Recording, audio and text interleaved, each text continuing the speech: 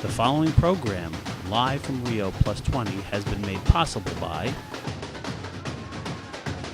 Foundation Earth, rethinking society from the ground up.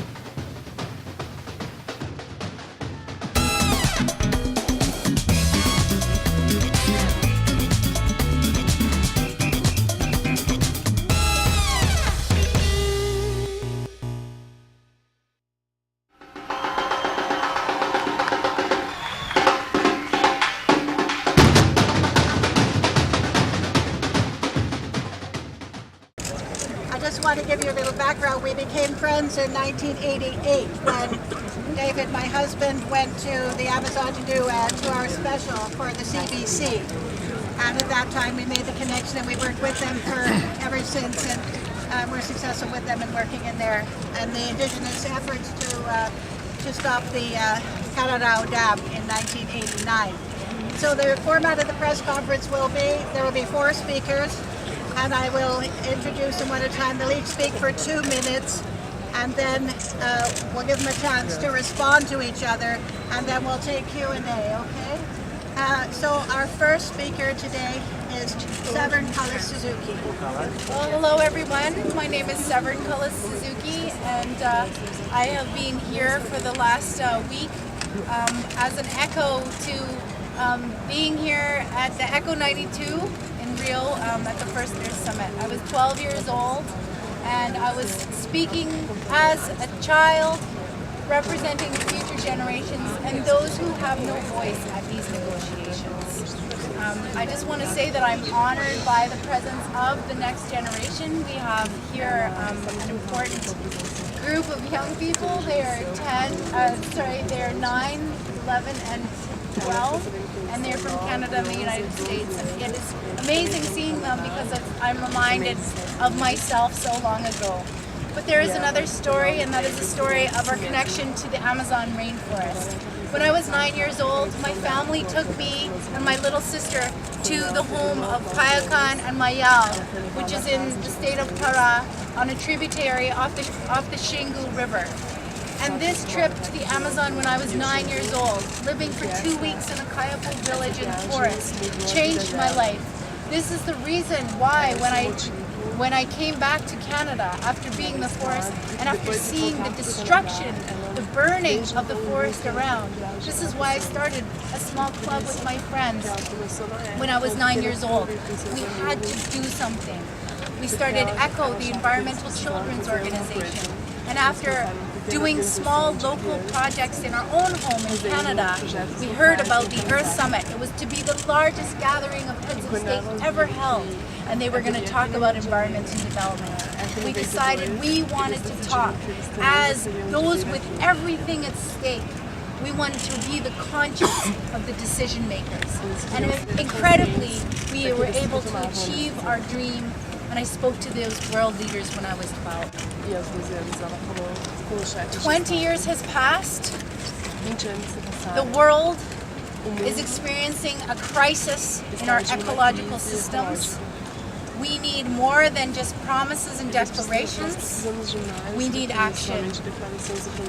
20 years later, the Kayapo people are still struggling to fight against destruction of their homelands. And so this is why I'm very honored to be joining my friends once again here and try to be with them in solidarity as they face their struggle, in particular here to the Belo Monte Dam. Thank you. Thank you, Severn. Now our next speaker is Mayal Payakan Kayapo. Bom, meu nome é Mayal, sou de etnia Kayapó, fica localizado sul do Pará. Estamos aqui. Eu e meus pais, as minhas famílias tradicional, estamos aqui contra essa devastação, essa destruição toda que está acontecendo hoje no mundo inteiro. Okay, she said she's from the Kayapo family. She's from the Kayapo family, and she's very glad to be here together with her father to tell you a little bit about what is happening and to try fighting against it. Estamos aqui todos pela mesma causa. We are all here for the same cause, que é a preservação do meio ambiente, a Which is- preservação do nosso habitat natural. which is the preservation of the environment, of our natural habitat. Então, isso não pode ficar só no papel, a gente tem que concretizar isso. This cannot stay only on paper. We have to make it reality. Precisamos levar o bem-estar para nossos parentes, nossos avós que estão habitados na aldeia. We have to guarantee that our family, our grandparents have a good living. Então precisamos conscientizar a todos a preservação da natureza. We have to bring conscience to everybody about preserving the forest. Bom, só isso. That's it. Thank you very much. Our next speaker is David Suzuki. So I'm delighted to be here and see Payakan after so many years. I met Payakan in 1988 when we did a film, and he appealed for help at that time to fight the dam that was going to be built at Altamira called Cararau. And Tara and I were able to help them, as Payakan led a demonstration against the dam and persuaded the World Bank to pull its loan from that dam, and we won a great victory at that point. Now we come back. At that time, the issue was social justice. The indigenous people were of the forest. The forest was theirs. And we felt that the government had no right to flood their lands, especially without even telling them. There was a social rights issue, and there was also an ecological issue that the Amazon rainforest represents such a great ecosystem for the whole world. But something fundamental has happened as the planet has been degraded continuously over the last 20 years. We are now at a complete tipping point in terms of the ability of the biosphere to support us and to regenerate itself as it has for so many millennia. Now, there is a social justice issue as Belo, the same dam we fought and defeated 30 years ago. Belo is now again back with us, and the issues of social justice as well as the ecological destruction of the Amazon are raised. But now we face a real crisis because as we try to look to a sustainable future, we have no way of knowing how to build a sustainable future. The only group, as Gro Harlan Brundtland said in 1987, the only group that has a proven track record of living in a sustainable way are indigenous people around the planet. So there's another issue, that protection of the homelands of these indigenous people, I believe, is the only way we in the dominant societies can find how people manage to live in a sustainable way for such a long period of time. Thank you, David. And now our fourth speaker is Paulinho Payakan, Becoroti Payakan. Bom, na tradição, meu nome é Becoroti e outro apelido reconhecido na tradição é o Payakan. E o apelido também, nome de branco, é o Paulinho. Eu sou cacique, eu sou líder, eu sou guerreiro, eu sou caiapó. Eu vivo nas minhas reservas, na minha terra, o estado do Pará. I am known as Payakan. In modern society, people call me Paulinho. I am chief of my indigenous family. I am a warrior and I fight for my forest.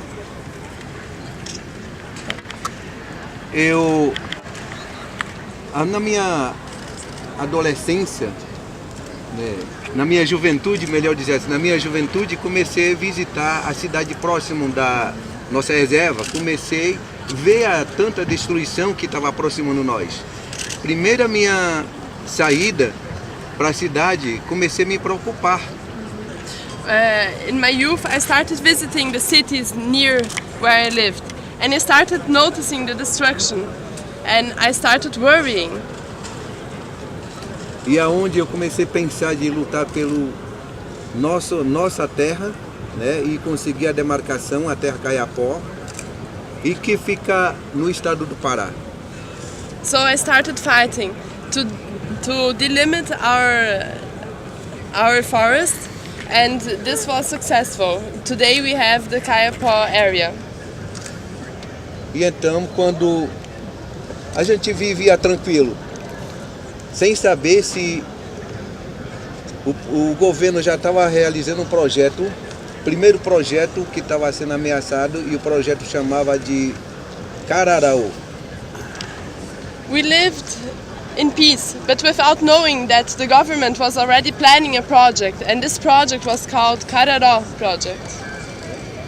E então, meu amigo que visitou a minha aldeia e me deu apoio, que eu podia lutar pela a preservação da nossa área Kayapó contra a construção de barragem chamava Cararaú. So David, my friend, visited me, and he gave me hope that we could fight against the construction of this dam, that we could fight for the preservation of the Cararó area. E nós tivemos um grande sucesso de amigo e que nós conseguimos de paralisar. Então, quando estava paralisado esse projeto, era um momento que todo mundo ia pensar de acabar com esse projeto. We had great success. The project was paralyzed, and then we thought that this would be it. Mas ninguém pensou nisso. Estudo, a pesquisa continua. E hoje foi realizado, o governo realizou, tirou o nome Cararaú e batizou de Belo Monte, né? E Belo Monte já tendo construído. But what we didn't know is that the project only changed name, but it continued. And today it is called Belo Monte. This dam is being built in the Amazon forest at the moment. Mas eles estão planejando de construir reservatório que chamam Babaquara, outro nome indígena, nome Assurini, Babaquara. But they are also planning to build other dams along the river. One of them is Babaquara. This is an indigenous name that they have chosen for the project. E esse reservatório está totalmente ameaçando de inundação da terra Kayapó. If this water reserve is actually built, it will inundate all Kayapó area. E eu, como lutador pela defesa de direito nós índios e de meio ambiente, eu voltei a assumir essa luta para que não faça a construção de reservatório que chama Babaquara. So this is why I am here. I want to fight against this project. It cannot be built Babaquara because it will destroy our land. Eu quero pedir apoio das pessoas que ouvem, as pessoas que vão entender, nos apoia, que nós queremos o bem para o nosso país, não para o povo Kayapó, mas para o bem do nosso país é que nós queremos preservar nossa área, nosso meio ambiente. So I want to ask your help. It is not only for my people, for the Kayapó region, but it is also for all humanity, because we are fighting for environment, for preservation of our forests and our nature. Então, essa é a minha declaração, a minha informação para o povo, para vocês, para as pessoas escutar, né, que estamos juntos de novo e que vamos ajudar, lutar pelo meio ambiente. So this is my declaration. This is what I want to inform you, that we will together fight again to preserve environment. É muito triste de ver uma árvore, natureza que não tem pé, que não anda, homem chegar e derrubar, homem chegar e destruir, que não corre, está com medo, mas não corre, não fala. Isso não, a gente tem que ver isso. Né? He says it is very sad to see the logging of trees which cannot run away, which cannot defend themselves. They, as indigenous people, feel very sorry for these trees. E nós somos ser humano, tem que somos não ser humano educado, entendido, compreendido, para que nós podemos respeitar a nossa natureza. É isso que eu quero dizer. Muito obrigado. We are human beings, we can understand it, we can comprehend it, so we must fight for its preservation. This is what I had to say. Thank you.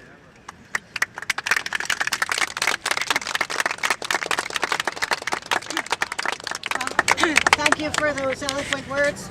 I want to know if, I don't think we'll have a second round, we'll just go to Q&A right away because the light is fading. So are there any questions? I'll ask you a question. If you ever had a chance to speak with policymakers or world leaders, what would you like to say? Se o senhor tivesse a oportunidade de falar com chefes de Estado, o que o senhor diria?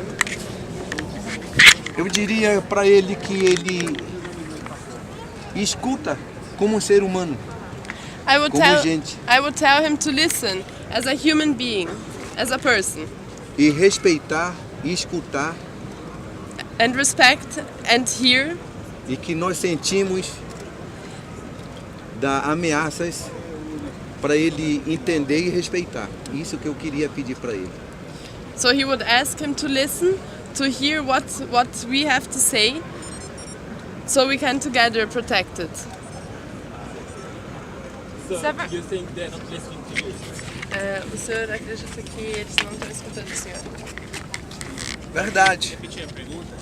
Ele não governo, homem que tem dinheiro, que tem o poder de dinheiro, ele não escuta ninguém, não escuta nós índios, não escuta a minoria. É isso que acontece. Not only heads of state, anyone who has money doesn't listen to us, doesn't listen to who is right, who has the right. Okay, thank you. There was a question here. Yeah, I wanted to ask a question to Ms. Suzuki. Like, you were here 20 years ago. I know that you have made some comments about that, but what did you think about this round of meetings? What did you think of this Rio+20 summit? Do you think that the results that they wanted to achieve were achieved this time around? Well, 20 years ago, we had declarations that came out of the 1992 Earth Summit that by today's standards look like visionary documents. That look like amazing pieces of negotiation and solidarity compared to what we are seeing now. So we've moved backwards in terms of the political will. Meanwhile, we're 20 years farther into a world of climate change. We're 20 years along destroying the Amazon rainforest. I think we're talking about a crisis of governance. We see a real breakdown in the goals, the challenges that we're facing, and the response of our world leaders to dealing with these problems. We really have to deal with climate change, and the reality is that Brazil, having the Amazon, which everyone knows is the lungs of the entire planet, this should be something that the whole world is talking about preserving, because we are desperate for carbon sinks, because we are desperate to stop deforestation and land erosion. And these issues are happening right here, not too far away in this very country. So, you know, I mean, we really have to look at what is actually unfolding, and we can't let the championing of a declaration that doesn't have any teeth be the real story that comes out of Rio. The real story out of Rio is we have a crisis in governance. You in the back. Who has done a study of the carbon emissions of big dams and showed that actually power produced by a big dam, after all the vegetation is cut, produces more carbon than coal-fired power plants. Wow. No. But You can believe it, yeah? it doesn't surprise me. We do everything for very short-term gains. And we do this over and over again. And the environment must be set aside as an impediment. And it's a failure to understand that what allows us to live are all of the areas of wilderness around the planet. And we've replaced it with this human-created thing called the economy. It's suicidal. I have a question for him. I was wondering if there's a way we can help in the USA to help with the forests. Que bom, é prazer It is a pleasure to escutar, hear you. né? É seu futuro. It is Vamos your preparar future. seu futuro. Let's prepare your future. Hoje somos nós, amanhã é vocês. Today it's us, tomorrow it will be you. A sua pergunta me emociona. Your question touches him. Se nós de hoje não fazer nada por vocês, futuramente o que vocês são? If we today make nothing for you, what will be your future? A sua pergunta válida. A This sua is a pergunta é valid futuro. question. Your question É um prazer que is our future. seu país, América, ajuda nós. It would be a pleasure if your country would help us. Obrigado. Thank you. I have a question for whoever's up to answering it. And I'm just curious to see, what do you think is going to change something if these governments who are so busy bickering amongst themselves that they can't change them? What do you think it's going to take to, end this climate and environmental crisis? O que precisa fazer para mudar, né, é a consciência, é o diálogo. What has to be done to promote change is consciousness and dialogue. Só assim nós podemos evitar, não acabar, é evitar essas grandes confuso que todos nós estamos. Just like that, we can deter the great confusion in which we are today. É isso que eu quero dizer. This is what I have to say. We can all see that it is young people that can ask the most difficult questions, and I think your question is the most hard question that all of us here at Rio are trying to figure out is what are we going to do? And I just want to say to young people that 20 years ago, a 12-year-old gave a speech to the delegates of the world, and we are still talking about it today. Why? I think it's because the world is hungry for this voice that speaks the truth, that speaks the truth about what we are doing to our air, our water, our land. I mean, sounds so simple, but it's the simplicity, the clarity, and the truth of what is really happening that the world needs to hear. And no one can say this better than children, than young people who have their whole adult lives ahead of them, who are inheriting all of these problems that we have created.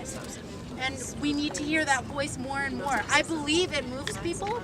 I believe it more than ever 20 years later because of the response people still have to me. I'm much older. I'm a very different person, and yet people react so strongly because it was a child speaking truth to power. And we need that voice more. We need all young people to take this on and to challenge the adults of the world to raise their consciousness, like Payakan says, and to make this appeal, speak the truth. What are we doing to our future? Well, I'd like to add to that. We've never had a situation where we have to respond as a single species. We've always been local tribal animals and just responded to things as a local tribal animal.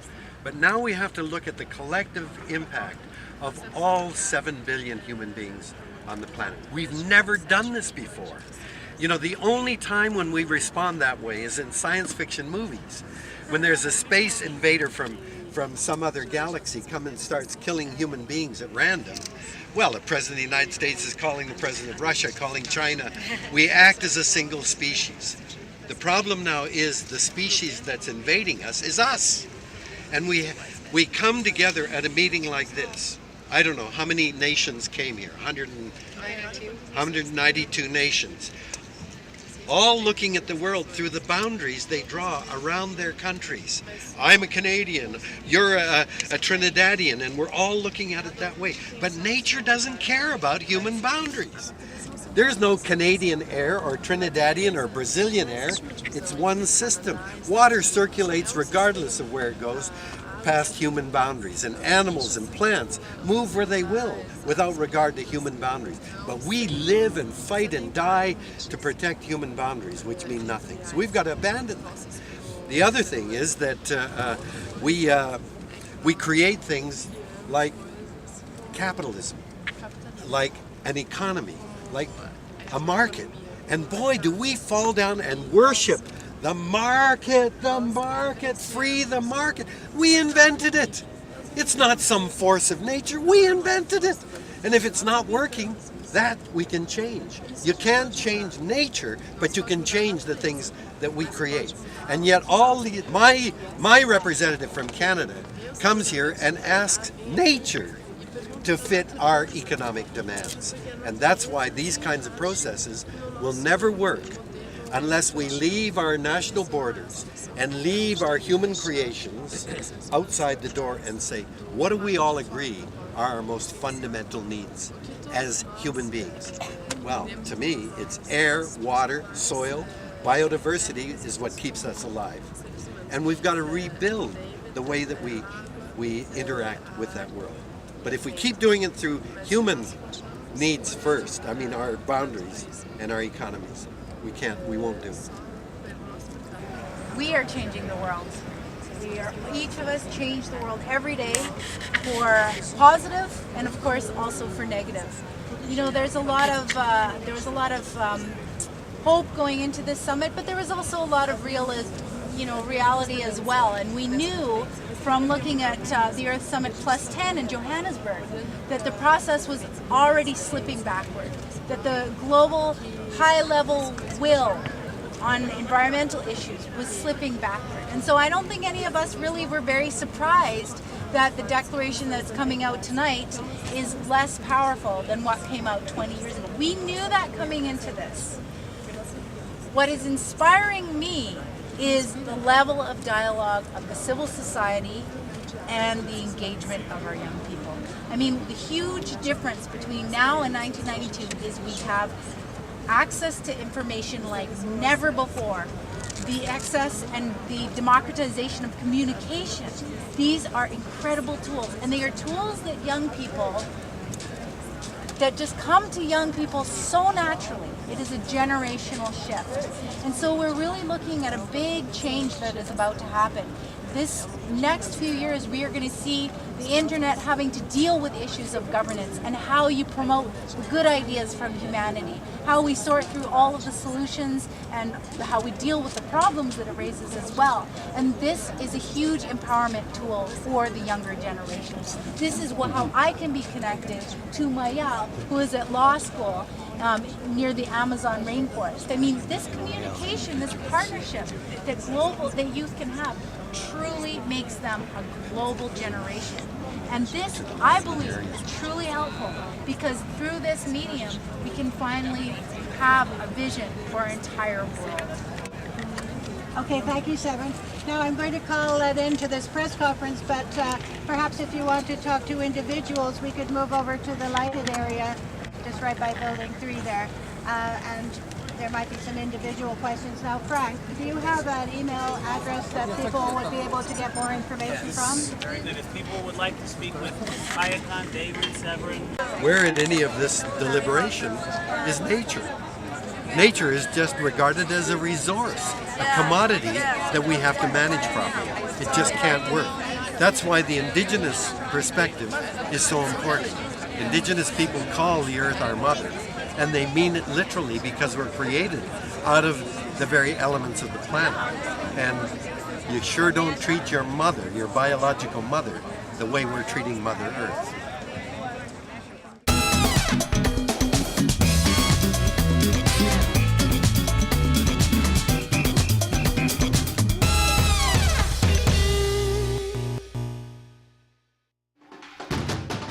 The preceding program, live from Rio+20, has been made possible by Foundation Earth, rethinking society from the ground up.